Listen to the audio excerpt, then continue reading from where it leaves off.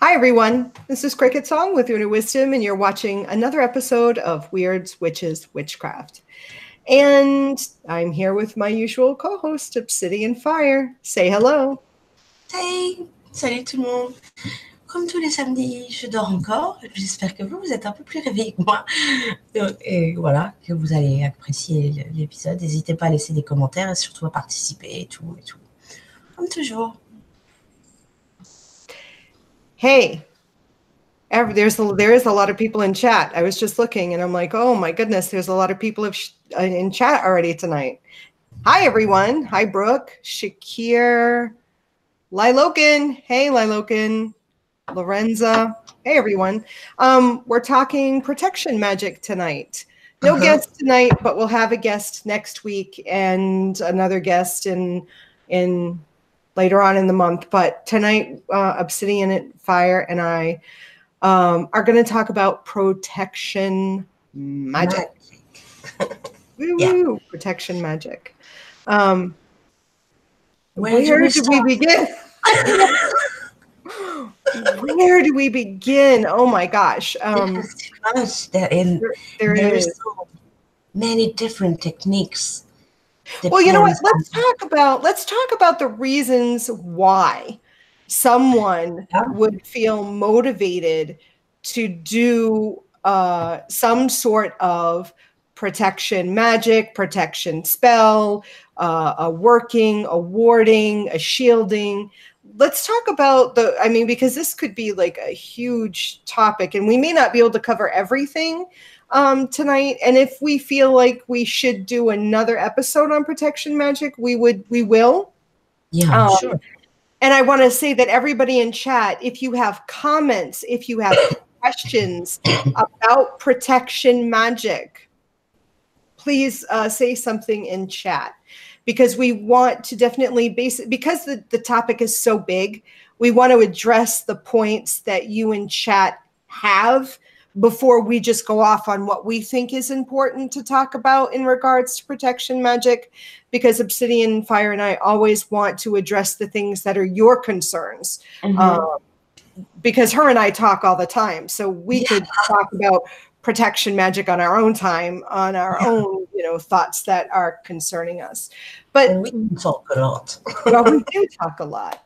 Yeah. And we play games a lot now. Yeah. Talk about protection magic.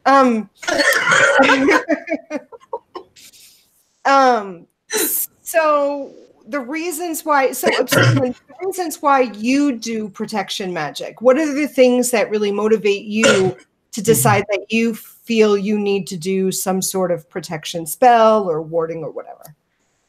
Well, usually it's getting clear. I need to protect my space when there is too much disruptive energy in my life affecting me and my people.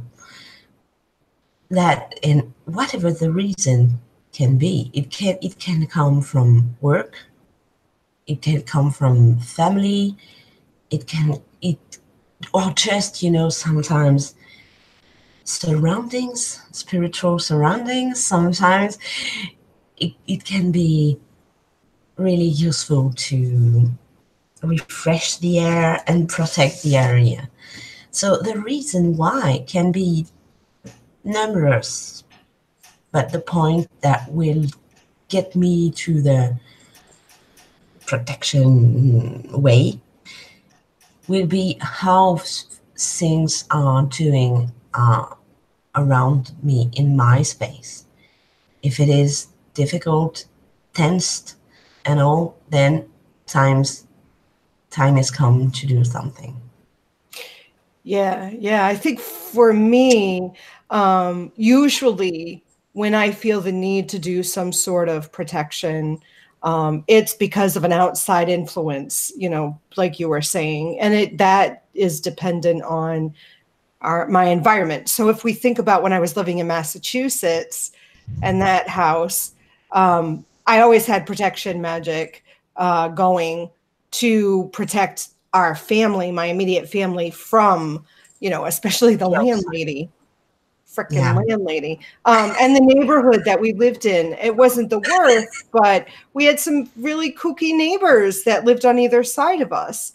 And then I had clients that would come in for readings into the home on a regular basis. So there was a need for me to have something set up that sort of washed them when they came in and sort of, you know, washed me when they left, kind of thing. So yeah, outside influences in the physical people that we came in contact with. And then there was always that component of making sure that if I dealt with spirits, if I was doing seances or things of that sort, protection from spiritual situations. That's a basic need for me. I mean, I didn't think of that because in my eyes, no one should delve into the spirit world without a good protection first. It's like, you know, going outside with no clothes on. You can do it. You can absolutely do it. But do you want to do it? Then don't be surprised if some shit happens. I mean, if it's negative whatever degrees, Fahrenheit or Celsius, no, you're gonna freeze your ass off if you're naked, you know. But if you have good clothes, that's right. Nice, warm, fuzzy thermals. We already have questions. So the first question we see is from Lorenza. How do I protect my energy when giving readings using oracle cards? Well, when I was giving reading with oracle, first I always protected myself previous to the meeting, previous to that, because if you wait the moment you will meet the person, then I was about to say it's too late, but then the energy and you don't know what kind of spirits or anything that this person bring with him or her is already in your place. So if you need to protect you first before the meeting, before the reading, and I was using crystals to surround me with a very physical barrier, kind of, and it's useful in the way that even if this person who comes to see you isn't really into all of this, all of the witchy, new agey things, he or her or she will still see the crystal. And if you dispose it kind of, you know, a barrier, it's a very physical thing. It will project his energy in, oh, this is like a crystal barrier, and it gonna be useful for you. So anyway, having something set up for you as well as for the person who will come to you. Yeah. Yeah, I agree. I was doing that. Yeah, I definitely agree with you. Some sort of so I guess in my old house, as I mentioned, the way that the house was set up, there was this vestibule, meaning that they had to go through a door, and then it was like a room, a tiny little room, and then another door. So I had set up that little vestibule to be almost like an airlock. So it was almost, I had set that up with a spell and a ward and sort of shielding. So they had to walk through before they came into the house, into my space to have the reading done. And then when they left, it sort of acted like this airlock, that it would trap anything in that space that was not welcome in my house. And then they could pick it up and take it when they left, you know, physically, like take something, or, you know, spiritually take whatever. But now that I don't have that set up, I have something. If someone were to come into my space for a personal reading, I would set something up similarly to that in a more energetic way. But I think, what would your suggestion be for someone who might just do readings like through Skype or in this way, where they're not actually physically in touch. Yeah. For me, it's one and the same. Okay. It's one and the same because there is no time and space Mm-hmm. in the end. So it's happening. The meeting is happening. So you need to set up exactly the same. Let's say you put the camera by your side or oriented on the table for the client to see Mm-hmm. the cards. Then it's the same. Put your rocks for him or her to see. Mm-hmm. It's the same way, and protect yourself the same way. Protect your space the same way, just as if it was an in-person meeting. Yeah. It's the same. Yeah, I agree. I do it a little. I mean, it's the same concept, but now because I don't have in-person readings, or when I did, for example, if I went to the place, like if I went to an event where I did readings and I had, a table and people came and sat at the table, I found that it was easier for me because that wasn't my space where I didn't set up a my own personal sort of surroundings, that were always set up. I would wear a specific jewelry that I had enchanted for protection, a necklace, a pendant, a ring, something where it would sort of be my focal point for sort of the shield kind of thing. And then the table, I would, do some sort of consecration or cleansing and sort of enchanting of the table I was working on, or the altar cloth that I would place on the table. So that would go with me when I left. It wasn't something that was always set up in that space.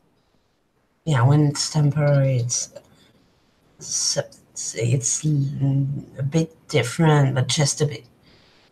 When it's a neutral place. Yeah. When it's not your own place. Yeah, you just set up what you need to and you take it back with you. It's more like a bubble. You set up for the needed time and then pop, you dissolve it. You're like Glenda in her little bubble when you're floating around. Logan wants to know, do we think that spells of protection, such as ward shields, barriers, reflections, and or banishings can be all the same, or are they performed as individual components? Yeah, I mean, and just... Oh, and he said you would have to do each individually and separately, or one spell covers them all? That's a good question. Sometimes once I act like one spell cover the whole thing, and sometimes I divide in different steps. It depends, and why, I don't know. It's the feeling of the moment. If I feel like, for an example, when I refresh the protection that are always around my house, I always separate the process. I will cleanse the area first, then I will kind of lock the area, and then put a shield around it. It's 3 different steps. And sometimes I do it in one single process. Yeah, for me, I feel like you can do it, boom, boom, boom. But because in my mind, and this is just me and just how I perceive these 3 things, like when I think of a ward, and I don't know if this is everybody, but when I think of a ward, I think of a sort of guardian entity. When I think of a ward, it's this personified sentinel, guard, soldier. It's this entity. It's something, or it's a servitor. It is. When I think of a ward, that's what I think of. I don't know if anybody else thinks of it as something else, but that's what it is. It's my guardian. That's what it is. So my ward would be different than a shield for me, because the ward, even though there's this understanding that it's taken care of, it may even be taking care of a shield. It may be the guard or the protector of the shield that I've set up.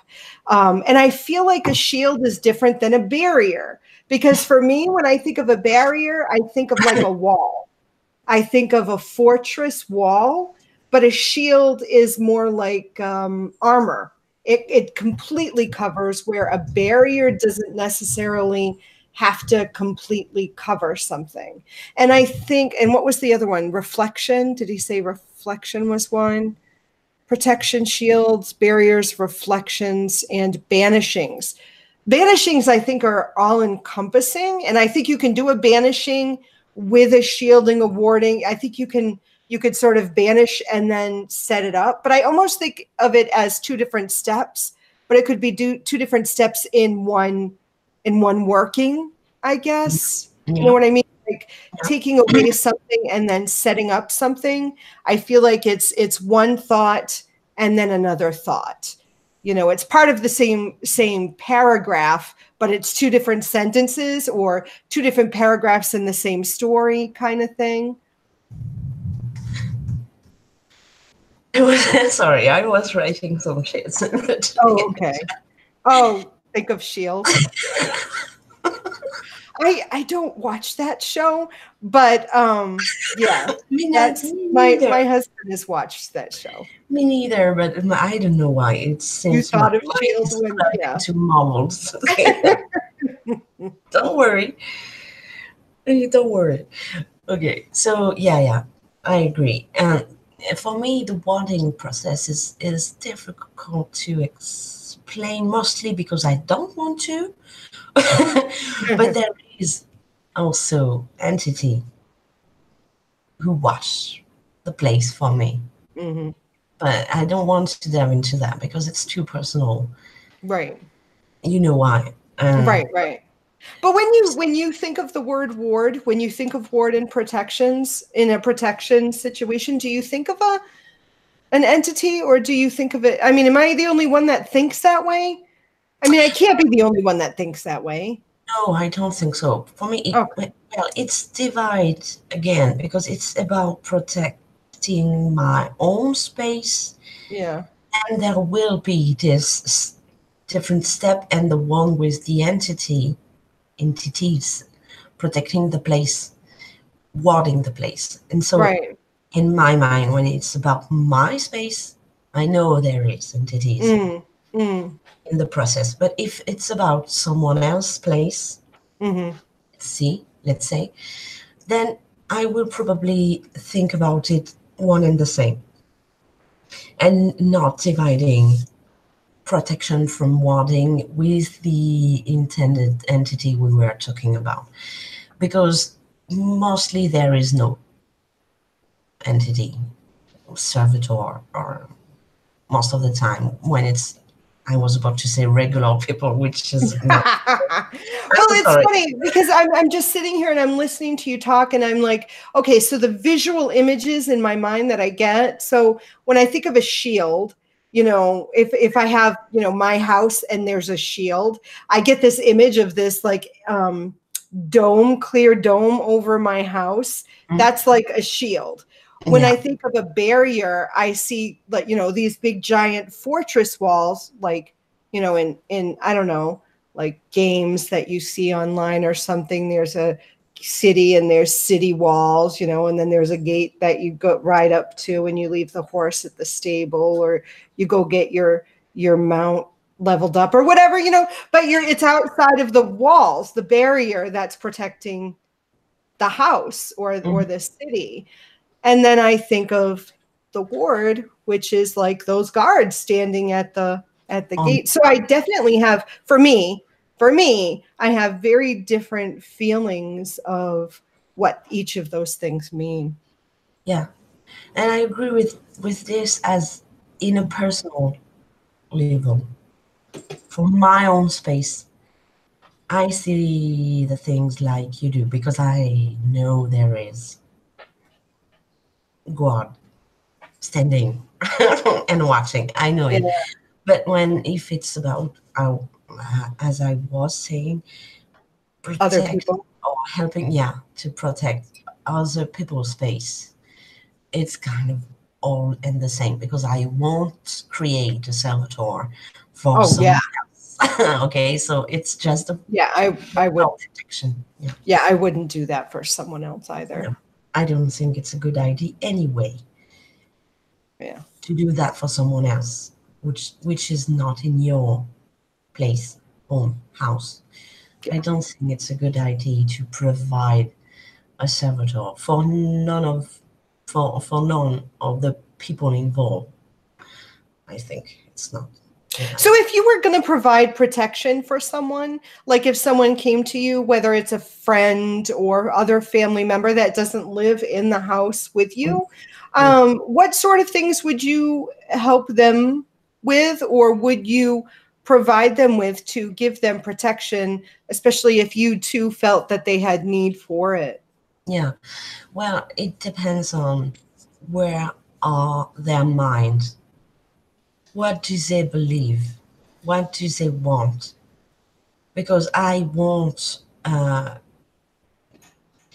um, how do you say? The word is I can find it. You know, when you give your time and your energy for in the end for nothing. When Oh, like it's an equal exchange.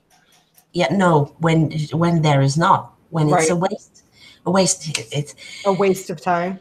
yeah, it would be a waste of time if those people aren't really into the process of protecting themselves too.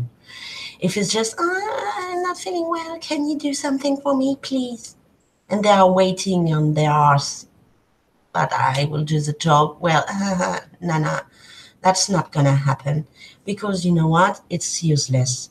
You will set up protection, and it will be eaten from the inside. Right. What if they're 100% willing to do whatever it is that you've asked them? Maybe they're not necessarily a witch or a magical practitioner, but they definitely believe in that. Would you Then, would you give them something or help them with something? yeah, I will explain the different method they can use to protect themselves and first it will be always the need to cleanse Mhm. their space. So probably mostly the first thing I advise is to cleanse themselves and their space and then set up a protection in whatever form they are comfortable with. So it can be, let's see, putting a mixture with salt, black salt, and things like this at each of the entry of the house, or Mm. setting up mirrors on the window and the doors, or there is so many ways, or putting crystals in the four points of the place, or and all, and it will depend on how well do I know this person, and how well will I be able to tap into a method that will talk to them and that will help them to feel involved in their own protection. So, the the answer cannot be one and the same. It's always different. It depends on the situation and on the people you are trying to help. But Mm. you can give all the good advices you want to someone who just want to spill his shit on your lap. It's gonna be useless. So you need first to be sure this person is really involved into the process, whatever the process would be. First, you need to be sure of that. If Yeah, not, you will just waste your time. I totally agree. I totally agree. And yeah, the easiest things I can think of too are like the salt, So yeah, it's the these salt and the or mirrors. eggshell. eggshell powder, Mm-hmm. red dust, thing like this. It's efficient and it's easy to do. Or crystals, which are well received most of the time by people you talk to. Mm-hmm. Setting up crystals isn't scary, so I won't go, for an example, I won't go to even to someone I know well and tell, well, then let's create a sigil or a bind room and write it on your door.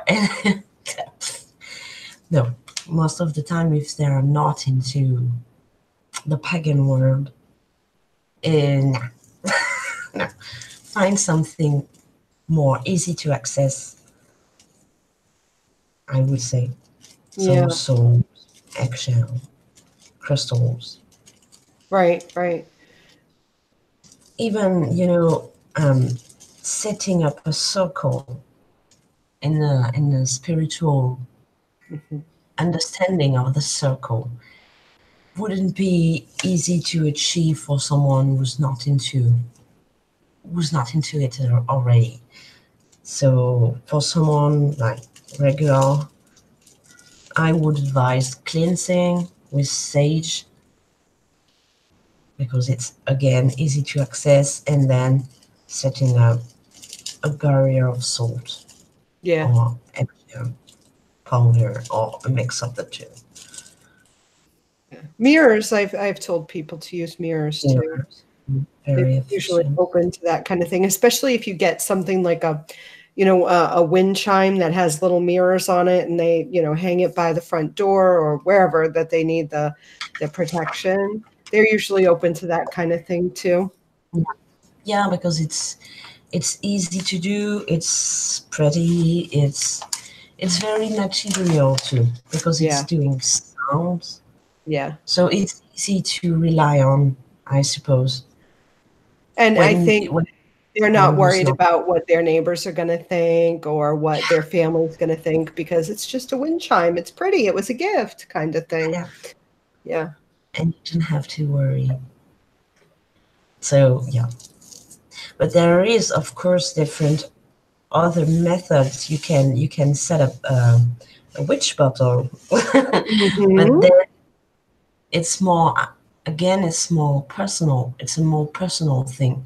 Hmm. I don't think I won't do a witch bottle intending to protect someone else's spell house, because I feel like it's a personal spell. You have, in my perception, you need to set up your own witch bottle and not having someone setting up that for you. I agree. I agree. I mean, if someone were to ask me to help them craft Yeah, their sure. own witch's bottle, then I would definitely be there to to sort of help them or give advice as they do that. But I wouldn't do it for them either. Yeah, no, me neither. Me neither. Although I'm just sitting here thinking I've made a protection bottle for someone, but it was a bottle that held herbs. It wasn't that traditional witch's Which bottle. It was more of a bottle of herbs and sort of charms, like not, more bottle yeah, than a bottle. inside a bottle that then I gifted to someone, almost like doing like a charm bag or a mojo bag, but putting it in a bottle instead of a bag. And where the bag, I would encourage them to carry this bottle they could put, in their windowsill or on their mantle kind of thing. But it was with that same sort of idea. Yeah, but it's a little bit different. You Mhm. can do a spell bottle for someone else. But I was about to say traditional, but Yeah, I was going to say, yeah, the traditional witch's bottle is very personal, I would yeah, say. Yeah. I think so. I think so. Shadow asks, do talismans help? So in protection magic, Oh, with yeah, protection, sure, yeah. sure, of course they do. Sure, they, it's obvious, isn't it? Yeah, yeah, yeah. It's one. Although I've generally, for me personally, and this is just me personally, I tend to think of amulets used for protection more than talismans. However, I can see how if you are drawing sort of spirits or a spiritual entity of protection to you, because the difference I understand between amulets and talismans is amulets are generally natural things crafted to protect, where talismans don't necessarily have to be natural. They can be like like necklaces that are pre-made that you enchant to draw things to you as opposed to protect against. But that's just my understanding of the two, the difference between the two. I Well, I don't either know. way, it just needs a little adjustments to be Mhm. what you want to do. Right, exactly. So you bring peace to you, or you Exactly. push away problems. So there Exactly. is always, Exactly. it's like with the phases of the moon, there is two ways to go Exactly. with. So I tend to think, because I agree with the differences you point between talisman and amulet, but it depends on what are you comfortable with. Mm-hmm. I think, because if you don't feel comfortable with, let's say, a talisman, then go for an amulet, and, Right. and just shift the mind, your mind, when you are crafting your spell and your protection. Just craft it a little bit differently, like with the phases of the moon. It's fine. Exactly. No. Exactly. I agree. I totally agree with you. So Holy water works. Yeah, I would yeah, say for protection. Florida water works too, although I think I generally use that to cleanse something more. I might actually even, do like holy water to cleanse something and then some sort of oil to like protect, a protection oil or imbued into. imbued. Yeah. Okay. Infused or imbued. Yeah, yeah. I would use oil more in this way, and holy water of some sort to cleanse Yeah. in a more general understanding. But I think you had mentioned it too before, that before you do any sort of protection, it's almost like the first thing you do is to cleanse away and then sort of set up the protection, sort of, washing away whatever might be lingering before you set up protection. Because it would be uh, uh, not a benefit for you No. not to cleanse first, set up protection. It's almost like the image I'm getting in my head is Yeah. almost like before I wash the nasty off of me, I'm just going to put up a wall of protection, and it's going to end up trapping that nasty inside the area with me instead of getting rid of it before I set up the protection. Yeah. You Yeah. don't want to trap inside whatever is bothering you in Right. your space. Let's say you have mice. Right. You won't lock every exit before getting rid of the mice. Yeah, Mm-hmm. don't you? Because if you do that, you will end up with a colony of 2,000 mice, Right. and you don't want that. No, So no. first, you always clean, always, always. Kitty, hey, you hungry? Yeah, yeah, yeah. Oh, It's mine so. over here is playing with a hair tie.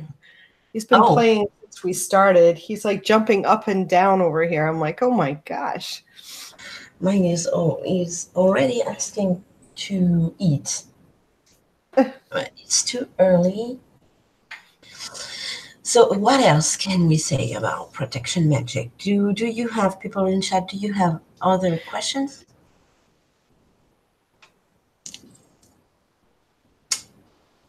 Hi, Anna. Anna said, how is everyone? Good here. We're talking protection magic. What are your tips for having a, oh, someone asked about, Shadow said, having a pure aura is good protection.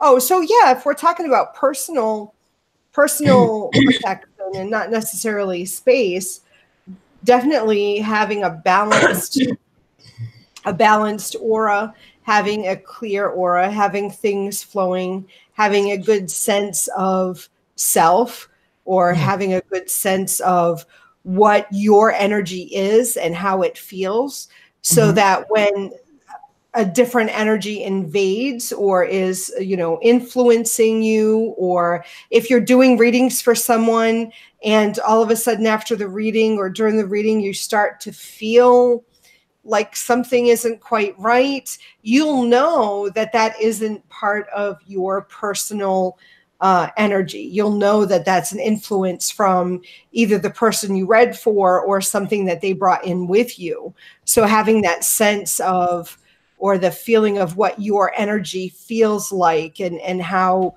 you wear that energy is going to be important.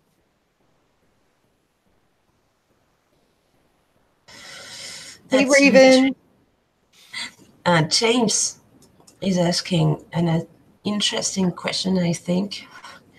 How far can protection magic go? Like the shield dome you were talking about your house, could something like that be projected citywide, or is that just delusional? Well, in my opinion, it can, but it depends on who cast it. And are you, well, let's say, evolved enough and good and well aligned with that to achieve it, or are you not? Yeah, I would say, in theory, of course, it can protect citywide. It can protect a state. It can protect a country. It can protect the world. In theory. Now let's talk about our shared reality. Let's talk about the community. Let's talk about the possibility of how something like that would work in the shared reality. And when I talk about shared reality, I'm talking about our society and what the population believes on a whole, at the whole of society. There are things that I don't believe that the shared reality believes, and there are things that I believe that the shared reality doesn't believe. So the shared reality has a consensus that something like that is unattainable. That can't happen. One person cannot cast a protection spell to protect the city of Seattle. The shared reality doesn't believe that one person can do something like that. Okay, then that means that one person, if they actually have the ability to do something like that, is going to have to work against the energy and the momentum of the shared reality. And I don't believe, I don't believe there is anybody at this time evolved enough or beyond the influence of the shared reality to be able to do something like that.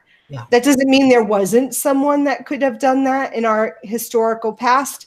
It doesn't mean that there isn't someone that may come that can do that in our projected future. But it means that today I have never in my lifetime met in this incarnation met someone who can do that. And I think Anna suggested that a group of people could do something that large. And I think that is a belief that the shared reality would more likely believe in, that you get a group of people who could do a protection to protect a city like Seattle or Paris. You get a group of people who could combine their energy to protect something like that. But again, they would still be working against the more prominent momentum of the non-believers or the Cowan or the Muggles, however you want to define the non-magical people, who wouldn't put their energy into something like that. Yeah, I agree. And if you think about what we were talking just a minute ago, when you're about to protect your space, you need to cleanse it first. Mm-hmm. How do you cleanse an entire city first? Mm-hmm. Because this protection, even if you are able to set this up, many minutes will it left before it gonna be eaten from the inside. Yeah, it's going to deteriorate. You're going to have to, you would have to, in theory, you would have to constantly sort of fortify that shield. Yeah, because you're going to have sort of, if you think of like a chemical, you know, the acidic nature of the population of even a city like Seattle, which I can tell you is a large population of New Agers and free thinkers and new thought. There is a lot of people that I've met are sort of, you know, that kind of New Age people. But still, you're still going to have a large population that are going to still be simmering in their own suffering and their own pain. And that acidic nature is going to sort of eat at the protection you're trying to shield them from. Because it's that cliche, you know, one bad apple spoils the whole bunch, is true, true, especially if you're trying to sort of shield them from spoiling. They're going to sort of bubble up and spoil themselves in that way.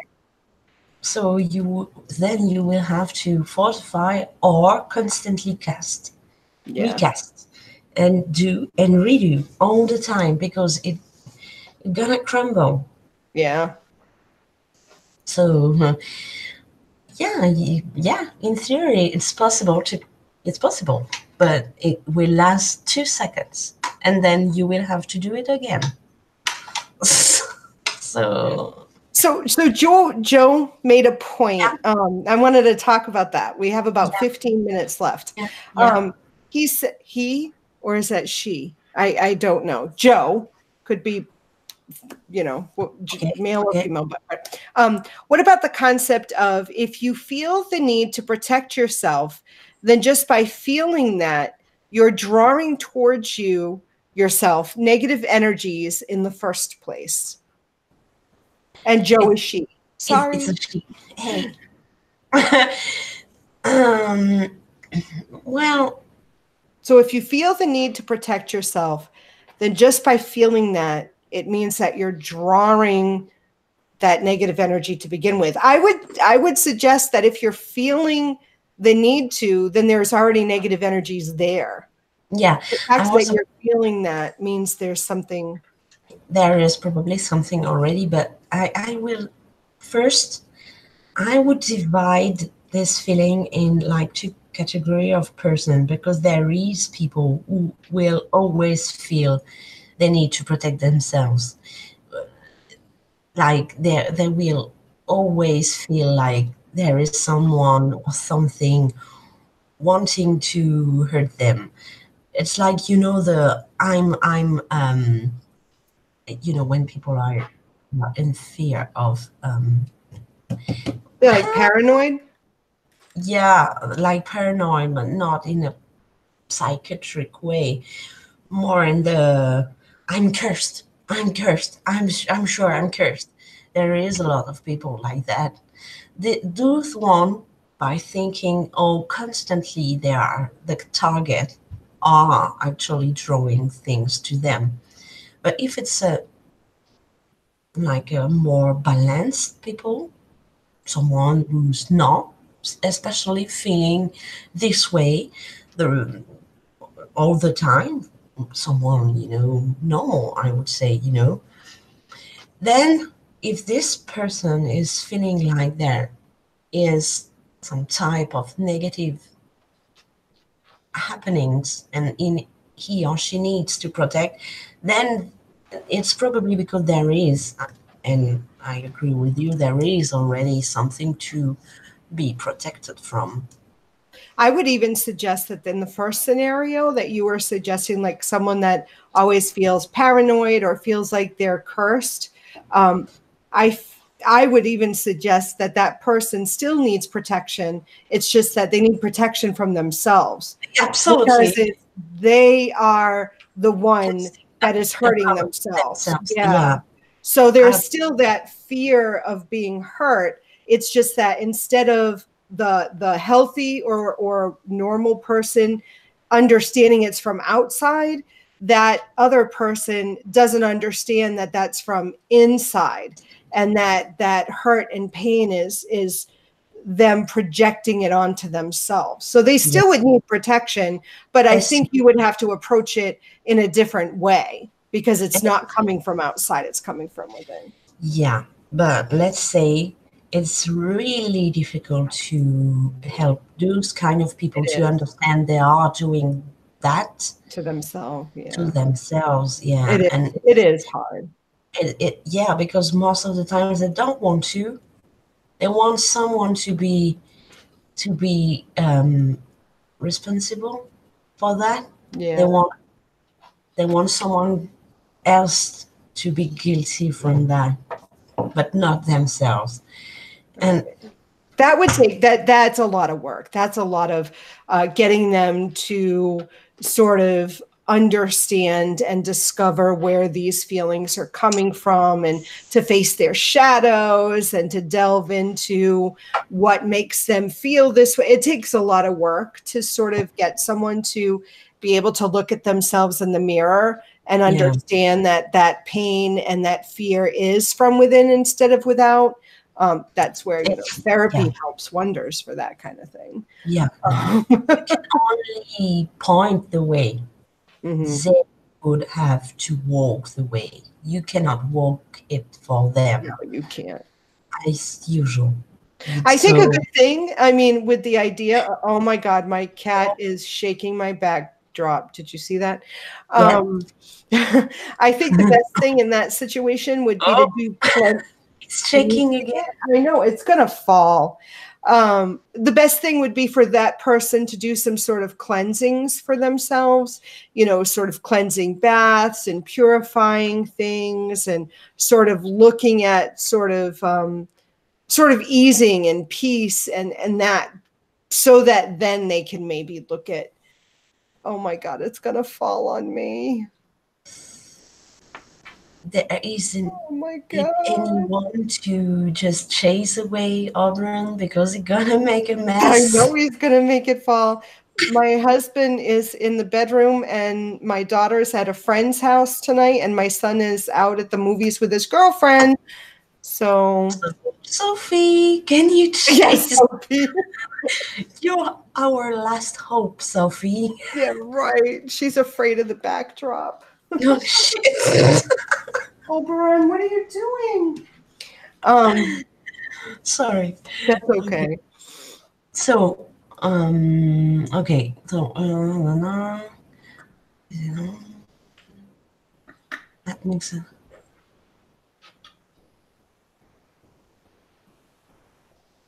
Okay.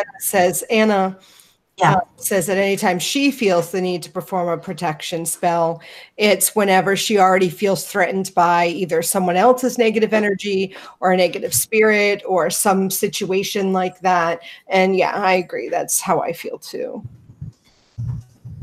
Yeah, and it does, Joe mentioned trying to use your own discernment to determine what is mine and what's not mine. And yes, I mean, I think you and I talk all the time about the witch needing to know themselves. I mean, that's, again, the first pillar in the pyramid, know thyself. I mean, and even as empaths, and Obsidian Obsidian and I have talked about this too personally, that being an empath, it's really important to understand where your energy ends and where the world's energy begins, and understanding again what you feel like, what your energy feels like, so that when other things are influencing you, whether they're negative or even positive, you know, becoming in a very manic state, many of us don't talk about, you know, when we feel super excited and super happy, that can be just as overwhelming as being driven down by someone's depression. I mean, you know, I mean, yeah, it's great to feel euphoric, but but it's not really a good place to be 24/7. No, so great. And even for a short amount of time, it can have negative how do you say impact? Impact following. Yeah, and we've talked about consequences. Thank you. We've talked about that because I found myself in such a situation where I spent Auburn. Stop that.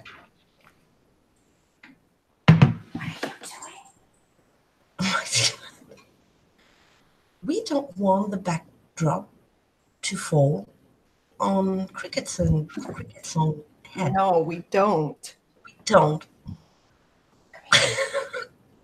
So I've spent one night with a group of friends partying and having a good time and a lot of fun. And it was all okay. And I came home to sleep. And 2 hours after that, I wake up suddenly, unable to feel good again, unable to have sleep. And I was in a very difficult state. It ends. I absorbed too much energy, even if it was good energy. It was just too much, and it took me hours to feel better, to feel balanced again. It was a nightmare, and it was not coming from a dark place in any way. It was just I didn't protected myself enough this night, and I absorbed too much of different energy and thoughts and everything else. And so you don't want that either. No, you don't.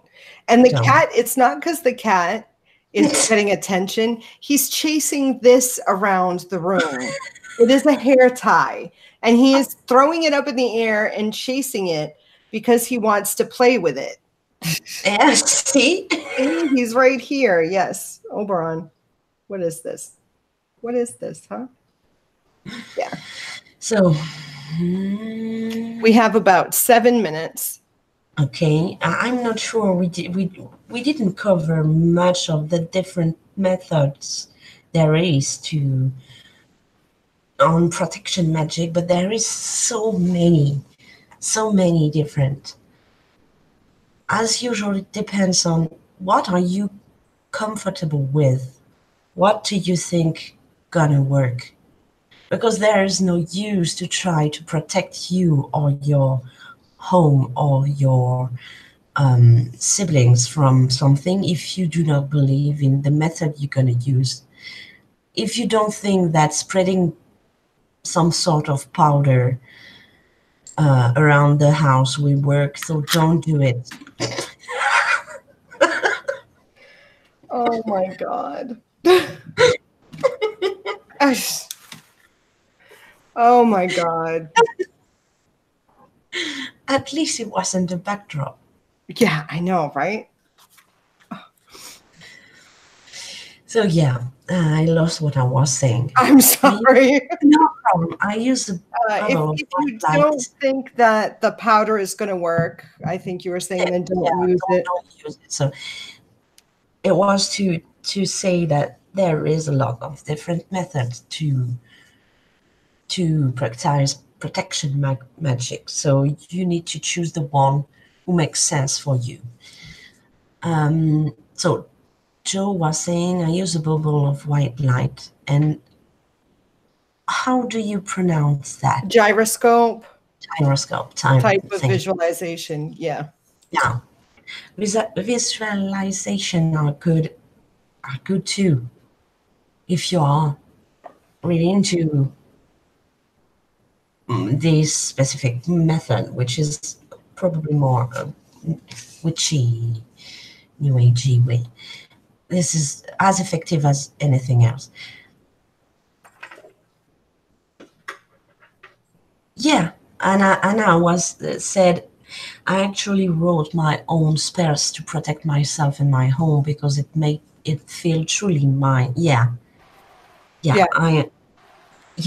I would encourage anyone to find his or her own way in any path you might follow. It needs to be your own. If you're just doing something that someone had written into a book, it's void of sense. It's void of meaning. There is no reality into it, so it won't manifest into your reality. You need to really feel it as a part of you and your path, whatever you are doing. I agree. I agree. And if you're going to use a spell, someone else's spell, or a spell from a spell book that you found or you purchased, then you want to make sure you understand all the components of it and sort of, make it your own, craft it so it makes sense to you, and it includes personal correspondences and things of that sort. James is asking, permanent protection spells like a tattoo, good idea or bad idea? Well, it depends. It depends. How do you know that in several years you won't be in a different path? And then how will you react to that tattoo you got? We are constantly evolving, so be sure if you want to try that, well, okay, sure, do it if you feel like it. But first, I would advise to choose a drawing or a symbol or whatever that is likely to fit in whatever path you're gonna evolve in the future. Not something too specific, because you might end up with a symbol, let's say on your shoulder, you do not resonate with anymore. And you do not want that, because each time you're going to look yourself in a mirror, you're going to see this old mark from an old path or an old state of mind you don't want anything to do with anymore. So be careful. Yeah, I agree.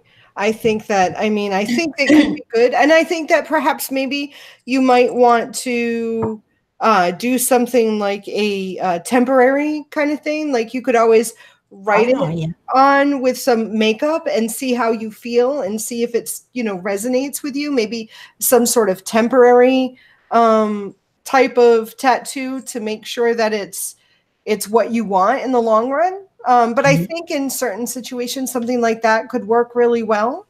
But again, yeah, consider it, years down the line. I agree. I agree, because I've done it. I have two on my back, and they are designed especially just for that. And it's been, I don't know, a lot of time, around 25 years maybe, that I have those, and I still feeling perfectly aligned with. So I know it's okay, but if you are okay with, if you are sure, and if you choose wisely what you will put on your skin, be sure of it. Yeah. So we've come up to our time. So this cat is driving me crazy. He's everywhere. He's jumping up and he's jumping down and he's jumping up. So yes, if you're interested in covering more topics about protection magic, please let us know in the comment section of the video, and Obsidian and I will consider doing another episode on protection magic in the future. I do want to mention that I do have these wonderful stickers that are created by the wonderful and talented Nikita Mello. I'm going to put a post on my CricketSong Facebook page. I'm going to give the 2 sets of stickers away to 2 individuals. I'll mail them out to you, so you would. I wonder if I can do it internationally. I'm going to say definitely in the U.S. I'll look into international postage because they could just go in a regular envelope. I have the chakra set, and I have a set of skull and stones. I'll put a picture as to what ones are included in this. They're stickers drawn. The images are drawn by Nikita.